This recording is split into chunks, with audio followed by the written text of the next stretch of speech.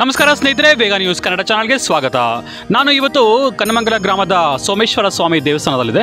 ಇದು white field metro station ಅಂದರೆ ಕಾಡುಗುಡಿ metro ಸ್ಟೇಷನಿಂದ ಸುಮಾರು 5 ಕಿಲೋಮೀಟರ್ ದೂರದಲ್ಲಿದೆ.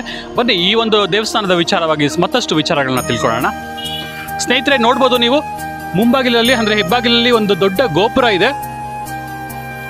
ಹಾಗೆ ಸ್ವಲ್ಪ ಒಳಗಡೆ ಹೋಗೋಣ. ನೋಡುವುದರ ಪಕ್ಕದಲ್ಲಿ ಆನೆಯ ನೋಡ್ಬೋದು, ಇಲ್ಲಿ ಎತ್ತರದ ಧ್ವಜಸ್ತಂಭ, ಹಾಗೂ ನನ್ನ ಎಡಭಾಗದಲ್ಲಿ ಇಲ್ಲಿ ಒಂದು ಬನ್ನಿ ಮರ ಇದೆ.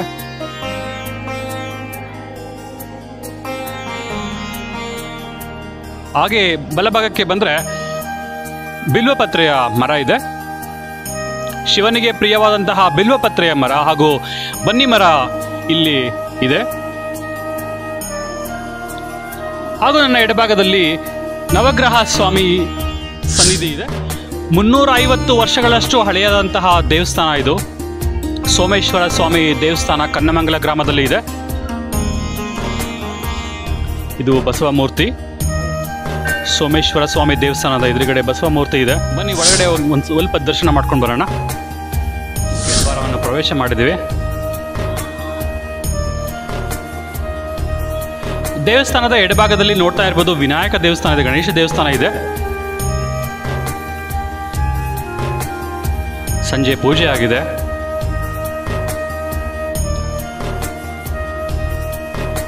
ಮಧ್ಯಭಾಗದಲ್ಲಿ ಸೋಮೇಶ್ವರ ಸ್ವಾಮಿ ದೇವರು ಇದ್ದಾರೆ.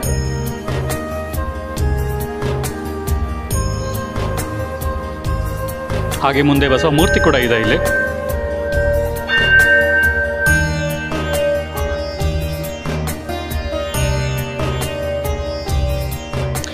ಹಾಗೂ ಬಲಭಾಗದಲ್ಲಿ ನೋಡ್ಬೋದು ಪಾರ್ವತಿ ಅಮ್ಮನವರ ದೇವಸ್ಥಾನ ಇದೆ. ಪ್ರತಿ ಶುಕ್ರವಾರ ಇಲ್ಲೂ ಕೂಡ ಪೂಜೆ ನಡೆಯುತ್ತೆ.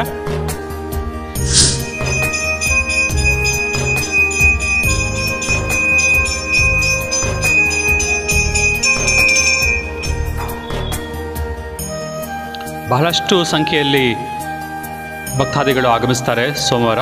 ನಮ್ಮ ಜೊತೆ ದೇವಸ್ಥಾನದ ಪ್ರಮುಖ ಅರ್ಚಕರಿದ್ದಾರೆ, ಹಾಗೂ ಸಮಿತಿಯ ಸದಸ್ಯರುಗಳು ಹಾಗೂ ಭಕ್ತಾದಿಗಳು ನಮ್ಮ ಜೊತೆ ಇದ್ದಾರೆ. ಈಗ ಪ್ರಧಾನ ಅರ್ಚಕರ ಹತ್ರ ಸ್ವಲ್ಪ ಮಾತಾಡೋಣ. ನಮಸ್ತೆ, ತಮ್ಮ ಹೆಸರು? ನಟರಾಜ್ ದೀಕ್ಷಿತ್ ಅಂತ. ಇಲ್ಲಿನ ದೇವಸ್ಥಾನದ ಪ್ರಧಾನ ಅರ್ಚಕರಾಗಿ ಕಾರ್ಯವನ್ನು ನಿರ್ವಹಿಸ್ತಾ ಇದ್ದೀನಿ. ಸುಮಾರು ಎಷ್ಟು ವರ್ಷದಿಂದ ನೀವು ಕೆಲಸ ಮಾಡ್ತಾ ಇದ್ದೀರಿ? ಸುಮಾರು 2006ರಿಂದ 20 ವರ್ಷಗಳಿಂದ ನಾನು ಅರ್ಚನಾ ವೃತ್ತಿಯನ್ನು ನಡೆಸ್ತಾ ಮಾಡ್ತಾ ಇದ್ದೀನಿ ದೇವಸ್ಥಾನದಲ್ಲಿ. ಸರ್, ನಿಮಗೆ ಇದು ಎಷ್ಟು ವರ್ಷದ ಹಳೆಯ ದೇವಸ್ಥಾನ? 350 ವರ್ಷದ. 350 ವರ್ಷದ. ಸೊ ನಿಮ್ಗೆ ಹೇಗೆ ಗೊತ್ತಾಯ್ತು? ನಿಮ್ಮ ತಂದೆ ತಾಯಿಗಳಿಂದ ನಮ್ಮ ಗ್ರಾಮದ ಹಿರಿಯರು ಹೇಳ್ತಾ ಇದ್ರು 350 ವರ್ಷದ ದೇವಸ್ಥಾನ ಅಂತ. ಇಲ್ಲೊಬ್ಬ ಅಜ್ಜಿ ದನ ಕಾಯ್ಬೇಕಾದ್ರೆ ಒಂದು ಕಾಡಿದ್ದಾಗಿತ್ತು. ಆ ಪೊದೆ ಒಳಗಡೆ ಒಂದು ಇದು ಕೂತ್ಲಿಂಗು ಕಾಣಿಸ್ತು. ಹಾಗಾದ್ರೆ ಆ ಪೊದೆನೆಲ್ಲ ಕ್ಲೀನ್ ಮಾಡಿಬಿಟ್ಟು ಚಿಕ್ಕದಾಗ ಒಂದು ಹಳೆ ದೇವಸ್ಥಾನ, ಚಿಕ್ಕದಾಗ ಒಂದು ಗುಡಿ ಕಟ್ಕೊಂಡು ಆಮೇಲೆ ಅದರಲ್ಲೇ ಸುಮಾರು ವರ್ಷಗಳ ಕಾಲ ಇತ್ತು. ಇದನ್ನು ನಾವು ಸುಮಾರು ಒಂದು 2005ನೇ ಇಸ್ವಿಯಲ್ಲಿ ಜೀರ್ಣೋದ್ಧಾರ ಮಾಡೋಕ್ಕಂತ ಹೇಳ್ಬಿಟ್ಟು ಅದನ್ನೆಲ್ಲ ಬಿಡಿಸಿ ಹೊಸದಾಗಿ ದೇವಸ್ಥಾನ ಕಳಿಸಿರ್ತೀವಿ. ಹಳೆಯ ದೇವಸ್ಥಾನದ ಫೋಟೋ ಏನಾದರೂ ಇದೆಯಾ ನಿಮ್ಮ ಹತ್ರ?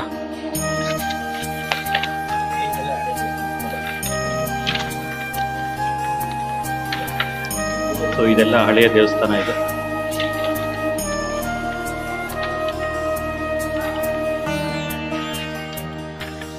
ಸೊ ಇದೆಲ್ಲ ಹಳೆಯ ದೇವಸ್ಥಾನ ಇದೆಲ್ಲ.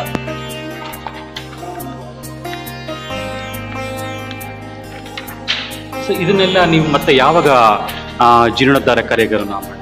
2005ರಿಂದ ಶುರು ಮಾಡಿದ್ದು. ಇದು ಮತ್ತೆ ರಿನೋವೇಷನ್ ಮಾಡಬೇಕು, ಜೀರ್ಣೋದ್ಧಾರ ಮಾಡ್ಬೇಕಂತ ಹೇಳಿ ನಾವು 2022ರಲ್ಲಿ ಶುರು ಮಾಡಿದ್ವಿ. ಇದರ ಅಂದಾಜು ವೆಚ್ಚ 1,80,00,000 ಇತ್ತು. ಈಗ ಅದು 2,20,00,000 ಮೀರಿದೆ. ನಾವು ಈ ದೇವಸ್ಥಾನದ ಇದು ಜೀರ್ಣೋದ್ಧಾರಕ್ಕಾಗಿ ಒಂದು ರಥವನ್ನು ಮಾಡ್ತಾ ಇದ್ದೀವಿ. ರಥಕ್ಕೋಸ್ಕರ ಒಂದು ರಥ ಮನೆಯನ್ನು ನಿರ್ಮಾಣ ಮಾಡಿದ್ದೀವಿ. ಆ ಪಕ್ಕದಲ್ಲಿ ಅರ್ಚಿಗಳಿಗೋಸ್ಕರ 2 ಫ್ಲೋರ್ ಮನೆಯನ್ನು ನಿರ್ಮಾಣ ಮಾಡಿ ಅದನ್ನು ಈಗ ಮಾಡ್ತಾ ಇದ್ವಿ. ಮತ್ತು ದೇವಸ್ಥಾನ ಪಕ್ಕದಲ್ಲಿ ಉಗ್ರಾಣ ಒಂದು ನಿರ್ಮಾಣ ಮಾಡಿದ್ದೀವಿ. ಇಲ್ಲಿ ಮತ್ತೆ ಭಕ್ತಾದಿಗಳಿಗೆ ಅನ್ನದಾನ ಸೇವೆ ಏನಾದರೂ ಆಗುತ್ತೆ? ವಿಶೇಷ ಪೂಜೆ ನಡೆಯುತ್ತೆ. ಕಾರ್ತಿಕ ಸೋಮವಾರಗಳೊಳಗೆಲ್ಲ ಪೂಜೆ ಆಗುತ್ತೆ. ಶಿವರಾತ್ರಿ ದಿವಸ ಒಳ್ಳೆ ವಿಜೃಂಭಣೆಯಿಂದ ಪೂಜೆ ಮಾಡ್ತೀವಿ. ಪ್ರತಿ ಸೋಮವಾರ ಪ್ರಸಾದ ಎಲ್ಲ ವಿಚಾರ ಮಾಡ್ತೀವಿ. ಸೊ ಭಕ್ತಾದಿಗಳಿಗೆ ವ್ಯವಸ್ಥೆ ಎಲ್ಲ ಮಾಡಿ. ಮತ್ತೆ ಇದು ನೀವು ಇಲ್ಲಿ ಎಷ್ಟು ವರ್ಷದಿಂದ ಇದ್ದೀರಾ ನೀವು? ನಾವು ಇಲ್ಲಿ ಒಂದು 3 ವರ್ಷದಿಂದ ಇಲ್ಲಿ ದೇವಸ್ಥಾನದೊಳಗಡೆ ಕೆಲಸ ಎಲ್ಲ ಮಾಡ್ಕೊಂಡು ಈ ಟ್ರಸ್ಟ್ನ ಸದಸ್ಯರಾಗಿ ಕೆಲಸ ಮಾಡ್ತೀವಿ. ಮತ್ತೆ ಇಲ್ಲಿ ಜಾತ್ರೆ ಅಥವಾ ರಥೋತ್ಸವ ಕಾರ್ಯಕ್ರಮ ಏನಾದರೂ ಹಮ್ಮಿಕೊಂಡಿದ್ದೀರಾ? ಇಲ್ಲಿ 50 ವರ್ಷಗಳಿಂದ ಇಲ್ಲಿ ಯಾವುದೇ ಜಾತ್ರೆ ಮಾಡಿಲ್ಲ. ಊರಿನ ಗ್ರಾಮಸ್ಥರು ಹಿರಿಯರೆಲ್ಲ ಸೇರಿ ಒಂದು ಜಾತ್ರಾ ಮಹೋತ್ಸವ ಮಾಡಬೇಕಂತ ತೀರ್ಮಾನ ಮಾಡ್ತೀವಿ. ನಾವು ಇದೇ ತಿಂಗಳು 28ನೇ ತಾರೀಕು ರಥವನ್ನು ತರೋದಕ್ಕೆ ಹೋಗಿ ರಥ ತಗೊಂಡ್ಬರ್ತೀವಿ. 2ನೇ ತಾರೀಕಿಂದ 4ನೇ ತಾರೀಕುವರೆಗೂ ಪೂಜಾ ಕಾರ್ಯಕ್ರಮಗಳು ಹೋಮ ಹವನಗಳೆಲ್ಲ ಹಮ್ಮಿಕೊಂಡಿರ್ತೀವಿ. ಅದಾದ ತಕ್ಷಣ ನಾವು 4ನೇ ತಾರೀಕು 10:30ಯಿಂದ 11:00 ಒಳಗಡೆ ರಥವನ್ನು ನಾವು ಚಾಲನೆ ಮಾಡ್ತೀವಿ.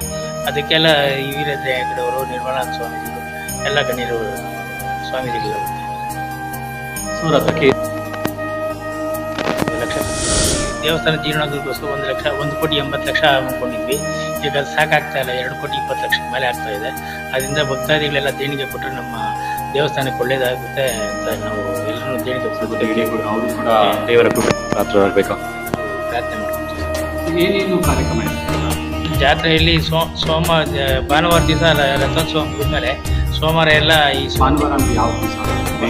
ಮೇ 4ನೇ ತಾರೀಕು ರಥೋತ್ಸವ ಮುಗಿದ್ಮೇಲೆ ಮೇ 5ನೇ ತಾರೀಕು ಏನಿರ್ತದೆ ಈ ಶಿವನ್ ದೇವನು ಮತ್ತು ಆಂಜನೇಯ ಸ್ವಾಮಿ ಇವೆಲ್ಲ ಇವರಿಗೆಲ್ಲ ದೀಪೋತ್ಸವ ಇರ್ತದೆ ಬೆಳದಾರ್ತಿ. ಮತ್ತು ಮಂಗಳವಾರ ದಿವಸನೂ 6ನೇ ತಾರೀಕು ಏನಿರುತ್ತೆ ಅವತ್ತು ಚೌಡೇಶ್ವರ ಮಾರಮ್ಮ ದೇವ ಇದಕ್ಕೆಲ್ಲ ಸಬಳಮ್ಮನು ಆಮೇಲೆ ಮುನೇಶ್ವರ ಸ್ವಾಮಿ ದೇವಸ್ಥಾನಗಳಿಗೆಲ್ಲ ಈ ಬಲಿದೇವರಿಗೆಲ್ಲ ದೀಪೋತ್ಸವ ಮಾಡ್ತೀವಿ. ಮತ್ತು 7ನೇ ತಾರೀಕುವರೆಗೂ ಅವರವರ ಸಂಬಂಧಿಕರಿಗೆ ಅವರು ನೆಂಟರುಗಳಿಗೆ ಹೋಟೆಲ್ ಹೇಳ್ಕೊಂಡು ಊರಲ್ಲಿ ಒಂದು ಊರಪ್ಪ ಆಚರಣೆ ಮಾಡಿಕೊಂಡು ಊಟದ ವ್ಯವಸ್ಥೆಗಳೆಲ್ಲ ನಾವು ವ್ಯವಸ್ಥೆ ಮಾಡ್ಕೊಂಡಿರ್ತೀವಿ. ಸುಮಾರು ಎಷ್ಟು ಜನ ಬರ್ಬೋದು ಅಂತ ನೀವು ಅಂದ್ಕೊಂಡಿದ್ದೀರಾ? ನಮ್ಮ ಪ್ರಕಾರ ಒಂದು 20,000ರಿಂದ 25,000 ಜನ ಸೇರ್ಬೋದು ಅಂತ ನಾವು. ಎಲ್ಲರಿಗೂ ಪ್ರತಿ ದಿವಸ ಬೆಳಗ್ಗೆ ಟಿಫನಿಂದ ಹಿಡಿದು ಮಧ್ಯಾಹ್ನ ಊಟ, ರಾತ್ರಿ ಊಟ ಎಲ್ಲ ನಾವು ವ್ಯವಸ್ಥೆ ಮಾಡಿಟ್ಕೊಡ್ತೀವಿ. ಅದಕ್ಕೆ ತುಂಬ ಖರ್ಚಾಗುತ್ತೆ. ಅದಕ್ಕೆಲ್ಲ 10ರಿಂದ 15 ಲಕ್ಷ ರೂಪಾಯಿ ಊಟಕ್ಕೆ ಖರ್ಚು ಬರ್ತದೆ. ಅದಕ್ಕೆ ಭಕ್ತಾದಿಗಳೆಲ್ಲ ಕೊಟ್ಟು ಸಹಕರಿಸ್ಬೇಕಂತ ನಾವು ಸರ್, ಈಗ ಜನರಲ್ಲಿ ನೀವು ಭಕ್ತಾದಿಗಳಲ್ಲಿ ದೇಣಿಗೆಯನ್ನು ಕೇಳಿದರೆ ಯಾವ ಥರ ನೀವು ನಿಮ್ಮ ಥರ ಏನಾದರೂ ಟ್ರಸ್ಟ್ ಏನಾದರೂ ಇದೆಯಾ? ಈ ಗ್ರಾಮದಲ್ಲಿ ಒಂದು 11 ಜನ ಟ್ರಸ್ಟ್ ಅಂತ ಮಾಡ್ಕೊಂಡಿದ್ದೀವಿ. ಸೋಮೇಶ್ವರ ಸ್ವಾಮಿ ಸೇವಾ ಟ್ರಸ್ಟ್ ಅಂತ ಹೇಳ್ಬಿಟ್ಟು ಸೋಮೇಶ್ವರ ಟ್ರಸ್ಟ್ ಮುಖಾಂತರ ನಾವು ದೇಣಿಗೆ ಕಲೆಕ್ಟ್ ಮಾಡ್ಕೊಳ್ತೀವಿ. ದೇಣಿಗೆ ಯಾರು ಕೊಡ್ತಾರೋ ಅವ್ರಿಗೆಲ್ಲ ಒಂದು ರೆಸಿಪ್ಟ್ ಕೊಡ್ತೀವಿ. ಕೆಲವರೆಲ್ಲ QR ಕೋಡ್ ಹಾಕಿ ಸ್ಕ್ಯಾನ್ ಮಾಡ್ತಾರೆ, ಅದೆಲ್ಲ ಬ್ಯಾಂಕ್ ಅಕೌಂಟ್ಗೆ ಹೋಗುತ್ತೆ ಸೋಮೇಶ್ವರ ಟ್ರಸ್ಟ್ಗೆ. ಆ ಮುಖಾಂತರ ನಾವು ಡೊನೇಟ್ ಕಲೆಕ್ಟ್ ಮಾಡಿಕೊಂಡು ಮಾಡ್ತಾ ಇದ್ದೀವಿ. ಸೊ ಯಾರಿಗೆ ಕಾಂಟ್ಯಾಕ್ಟ್ ಮಾಡಬೇಕು? ಇಲ್ಲಿಗೆ ಬಂದು ಕೊಡಬೇಕಾ ದೇಣಿಗೆ ಅಥವಾ? ನಾವು ದೇವಸ್ಥಾನದ ಒಂದು QR ಕೋಡ್ ಮಾಡಿ ಕೊಟ್ಟಿದ್ವಿ. ಅದಕ್ಕೆ QR ಕೋಡ್ ಹಾಕಿ ಮಾಡಿದ್ರೆ ಟ್ರಸ್ಟ್ಗೆ ದೇಣಿಗೆ ಕಲೆಕ್ಟ್ ಮಾಡಬೇಕಾದ್ರೆ 10,000 ರೂಪಾಯಿ ಮೇಲೆ ಯಾರಾದರೂ ದಾನಿಗಳು ದೇಣಿಗೆ ಕೊಟ್ಟರೆ ಅದನ್ನು ರಥದ ಮನೆ ಇದೆಯಲ್ಲ ಅದ್ರ ಮೇಲೆ ಕಲ್ಲಲ್ಲಿ ಅವ್ರ ಹೆಸರನ್ನು ಹಾಕಿಸ್ಬೇಕು ಅಂತ ಟ್ರಸ್ಟ್ ಮುಖಾಂತರ ತೀರ್ಮಾನ ಮಾಡಿ ಮನೆ ಹತ್ರ ಅಲ್ಲಿ ಅವರ ಹೆಸರು ಮತ್ತು ಅವರು ಯಾರ ಹೆಸರಲ್ಲಿ ದಾನ ಮಾಡಿರ್ತಾರೋ ಅವ್ರ ಹೆಸರು ನಾವು ಇದು ಕಲ್ ಮೇಲೆ ಹಾಕ್ತೀವಿ. 11 ಜನ ಸದಸ್ಯರು ಅಂತ ಇದ್ರಿ, ಯಾರಾದರೂ ಮುಖ್ಯ ಅದರಲ್ಲಿ ನಾಗೇಶ್ ಅಂತ ಒಬ್ಬರು ಈ ಅಧ್ಯಕ್ಷರಾಗಿದ್ದಾರೆ. ನಾವು ಕೆಂಪೇಗೌಡ ಅಂತ ದೇವಸ್ಥಾನ. ನೀವು ಇದರಲ್ಲಿ ಫೈನಾನ್ಸ್? ಹೌದು, ಇದರಲ್ಲಿ ಆಗು ಹೋಗುಗಳೇನಿದೆ ಹಣಕಾಸು ವ್ಯವಹಾರ ಎಲ್ಲ ನಾನು. ಬನ್ನಿ ಭಕ್ತಾದಿಗಳಲ್ಲಿ ಒಂದು ಸ್ವಲ್ಪ ಮಾತಾಡೋಣ. ಸರ್ ನಮಸ್ತೆ, ತಮ್ಮ ಹೆಸರು? ಧನರಾಜ್. ಎಷ್ಟು ವರ್ಷದಿಂದ ಬರ್ತಾ ಇದ್ದೀರಾ ದೇವಸ್ಥಾನ? 5 ವರ್ಷದಿಂದ ಬರ್ತಾರೆ. ನೀವು ಕನ್ಮಂಗಲಲ್ಲೇ ಇದ್ದೀರಾ ನೀವು? ಸೀಗಹಳ್ಳಿ ಪಕ್ಕದಲ್ಲೇ. ಸೀಗಹಳ್ಳಿಯಿಂದ ಬರ್ತಾ ಇದ್ದೀರಾ? ಸೊ ಹೇಗೆ ಅನಿಸ್ತಾ ಇದೆ ಈ ದೇವಸ್ಥಾನ? ತುಂಬ ಪ್ರಶಾಂತವಾಗಿದೆ, ಒಂಥರ ಚೆನ್ನಾಗಿದೆ, ಬಂದರೆ ಒಂಥರ ನೆಮ್ಮದಿ. ಸೊ ಪ್ರತಿ ಸೋಮವಾರ ಬರ್ತೀನಿ. ನೀವು ಕುಟುಂಬ ಸಮೇತರಾಗಿ ಬರ್ತೀರಾ ಅಥವಾ? ಕುಟುಂಬ ಸಮೇತರಾಗೂ ಬರ್ತೀವಿ, ಇಲ್ಲಾಂದ್ರೆ ನಾನಂತೂ ಬರ್ತಾ ಇರ್ತೀನಿ. ಇಲ್ಲಿ ಸಂಕಲ್ಪ ಮಾಡಿಕೊಂಡ್ರೆ ನೆರವೇರುತ್ತೆ ಅನ್ನೋದೊಂದು ಕೇಳಿದ್ದೀನಿ. ಆ ನಂಬಿಕೆ ಇದೆ ನನಗೆ. ನಮ್ಮ ಶಶಿಪ್ರಕಾಶ್ ಸರ್ ಹೇಳಿದಂತೆ ಈಗ ದೇಣಿಗೆ ಏನಾದರೂ ನೀಡಬೇಕಂತಿದ್ರೆ ಇಲ್ಲಿರುವಂಥ QR ಕೋಡ್ನ ಸ್ಕ್ಯಾನ್ ಮಾಡಿ ಕೊಡಬಹುದು. ಆದರೆ ಇಲ್ಲಿ ನಾವು ಸ್ಕ್ರೀನ್ ಮೇಲೆ ಅದನ್ನು ಪ್ರೆಸೆಂಟ್ ಮಾಡ್ತೀವಿ. ನಿಮ್ಮ ಕೈಯಲ್ಲಿ ಆದಷ್ಟು ಧನ ಸಹಾಯನ ಮಾಡಿ. ಯಾಕಂತಂದರೆ ಈ ಒಂದು ರಥೋತ್ಸವವನ್ನು ಮಾಡೋದಕ್ಕೆ ಸುಮಾರು 85 ಲಕ್ಷ ಖರ್ಚಾಗುತ್ತೆ ಅಂತ ಅಂದಾಜು ಮಾಡಲಾಗಿದೆ. ಅದಕ್ಕಾಗಿ ನಿಮ್ಮ ಕೈಯಲ್ಲಿ ಆದಷ್ಟು ಧನ ಸಹಾಯ ಮಾಡಿ ಅಂತ ಕೇಳ್ಕೊತಾ ಇದ್ದೀವಿ. ಹಾಗೆ ತಾವು ಈ ಒಂದು ಬ್ರಹ್ಮ ರಥೋತ್ಸವಕ್ಕೆ ಬಂದು ನಿಮ್ಮ ಕುಟುಂಬ ಸಮೇತ ದೇವರ ಕೃಪೆಗೆ ಪಾತ್ರರಾಗಬೇಕಂತ ನಾವು ಮನವಿ ಮಾಡ್ಕೊತಾ ಇದ್ದೇವೆ.